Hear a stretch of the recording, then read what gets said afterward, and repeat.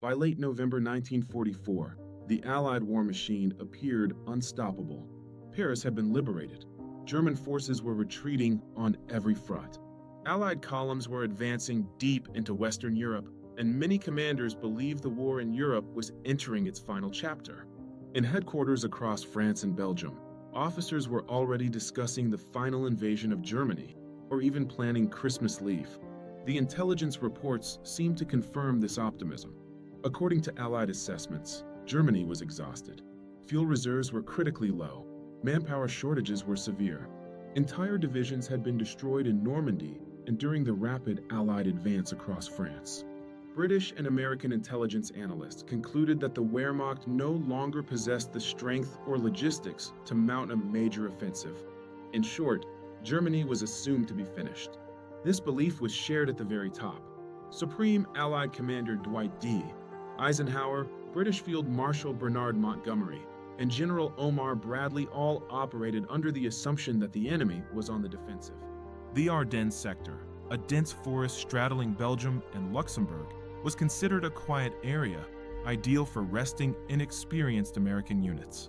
History had taught them that the Ardennes was difficult terrain for large-scale, mechanized warfare. Narrow roads, thick forests, poor visibility, and harsh winter weather made it an unlikely choice for an enemy attack. The sector was deliberately underdefended, but this consensus rested on one critical assumption: that Germany would behave rationally. What Allied intelligence failed to fully grasp was the mindset of Adolf Hitler in late 1944. Germany was losing the war. Its cities were being bombed daily. Soviet armies were advancing relentlessly from the east. For Hitler, this was not a time for caution. It was a moment for a desperate gamble. Yet this possibility was largely dismissed. Reports of missing German units were interpreted as evidence of collapse rather than concealment. Radio silence was seen as disorganization, not discipline.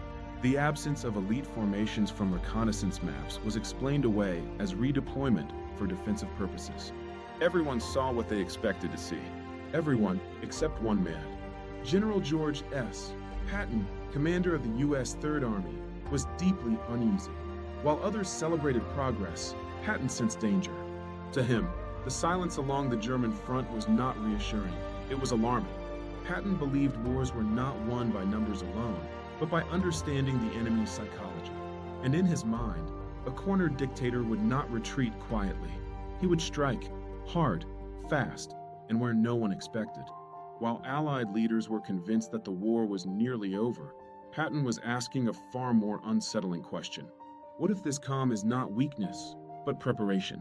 It was a question that would soon prove prophetic, and when the storm finally broke, it would catch almost everyone unprepared.